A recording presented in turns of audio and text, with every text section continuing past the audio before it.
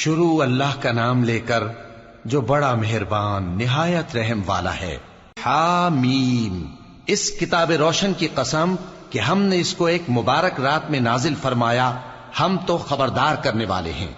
اسی رات میں تمام حکمت کے کام فیصل کیے جاتے ہیں، یعنی ہمارے ہاں سے حکم ہو کر بے شک ہم ہی فرشتوں کو بھیجتے ہیں۔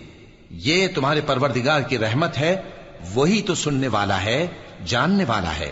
آسمانوں اور زمین اور جو کچھ ان دونوں میں ہے سب کا مالک، بشرطے کہ تم لوگ یقین کرنے والے ہو۔ اس کے سوا کوئی معبود نہیں، وہی زندگی دیتا ہے اور وہی موت دیتا ہے، وہی تمہارا اور تمہارے پہلے باپ دادوں کا پروردگار ہے۔ لیکن یہ لوگ شک میں پڑے کھیل رہے ہیں۔ تو اس دن کا انتظار کرو کہ آسمان سے صاف دھواں نکلے گا جو لوگوں پر چھا جائے گا، یہ درد دینے والا عذاب ہے۔ اس وقت وہ کہیں گے کہ اے پروردگار، ہم سے اس عذاب کو دور کر، ہم ایمان لاتے ہیں۔ اس وقت ان کو نصیحت کہاں مفید ہوگی، جبکہ ان کے پاس پیغمبر آ چکے جو ہمارے احکام کھول کر بیان کر دیتے تھے۔ پھر انہوں نے ان سے منہ پھیر لیا اور کہنے لگے، یہ تو سکھایا پڑھایا ہوا ہے، دیوانہ ہے۔ ہم تو تھوڑے دنوں عذاب ٹال دیتے ہیں مگر تم پھر کفر کرنے لگتے ہو۔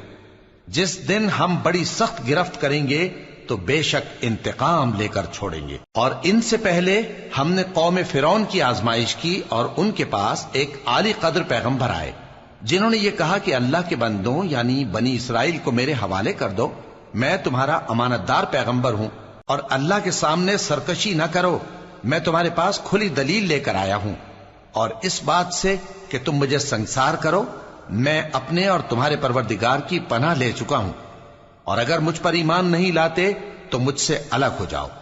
تب موسیٰ نے اپنے پروردگار سے دعا کی کہ یہ نافرمان لوگ ہیں۔ اللہ نے فرمایا کہ اچھا، میرے بندوں کو راتوں رات لے کر چلے جاؤ، اور فرعونی ضرور تمہارا تعاقب کریں گے، اور سمندر سے کہ ٹھہرا ہوا ہوگا پار ہو جانا، تمہارے بعد وہ پورا لشکر ڈبو دیا جائے گا۔ وہ لوگ بہت سے باغ اور چشمے چھوڑ گئے اور کھیتیاں اور نفیس مکان اور آرام کی چیزیں جن میں وہ عیش کیا کرتے تھے۔ اسی طرح ہوا، اور ہم نے دوسرے لوگوں کو ان چیزوں کا مالک بنا دیا۔ پھر ان پر نہ تو آسمان اور زمین کو رونا آیا اور نہ ان کو مہلت ہی دی گئی، اور ہم نے بنی اسرائیل کو ذلت کے عذاب سے نجات دی، یعنی فرعون سے۔ بے شک وہ سرکش اور حد سے نکلا ہوا تھا، اور ہم نے بنی اسرائیل کو اہل عالم میں سے علم کی بنیاد پر چنا تھا، اور ان کو ایسی نشانیاں دی تھیں جن میں کھلی آزمائش تھی۔ یہ لوگ یہ کہتے ہیں کہ ہمیں صرف پہلی دفعہ یعنی ایک بار مرنا ہے اور پھر اٹھنا نہیں۔ پس اگر تم سچے ہو تو ہمارے باپ دادا کو زندہ کر لا۔ بھلا یہ اچھے ہیں یا تبا کی قوم اور وہ لوگ جو ان سے پہلے ہو چکے ہیں؟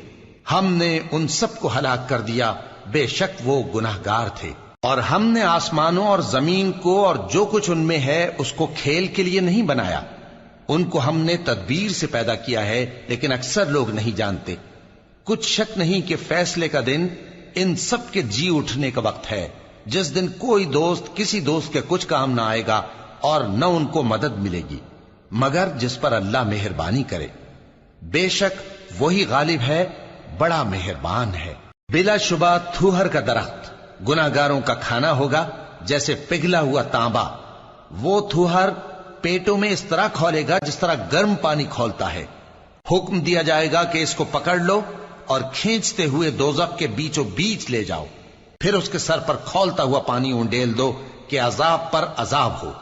اب مزہ چکھ، تو بڑی عزت والا اور سردار تھا۔ یہ وہی دوزخ ہے جس میں تم لوگ شک کیا کرتے تھے۔ بے شک پرہیزگار لوگ چین کے مقام میں ہوں گے، یعنی باغوں اور چشموں میں باریک اور دبیز ریشم کا لباس پہن کر ایک دوسرے کے سامنے بیٹھے ہوں گے۔ وہاں اس طرح کا حال ہوگا، اور ہم بڑی بڑی آنکھوں والی حوروں کو ان کی بیویاں بنا دیں گے۔ وہاں امن و اطمینان سے ہر قسم کے میوے منگائیں گے اور کھائیں گے، اور پہلی دفعہ کے مرنے کے علاوہ موت کا مزہ پھر نہیں چکھیں گے، اور اللہ ان کو دوزخ کے عذاب سے بچا لے گا۔ یہ تمہارے پروردگار کا فضل ہے، یہی تو بڑی کامیابی ہے۔ ہم نے اس قرآن کو تمہاری زبان میں آسان کر دیا ہے تاکہ یہ لوگ نصیحت حاصل کریں۔ پس تم بھی انتظار کرو، یہ بھی انتظار کر رہے ہیں۔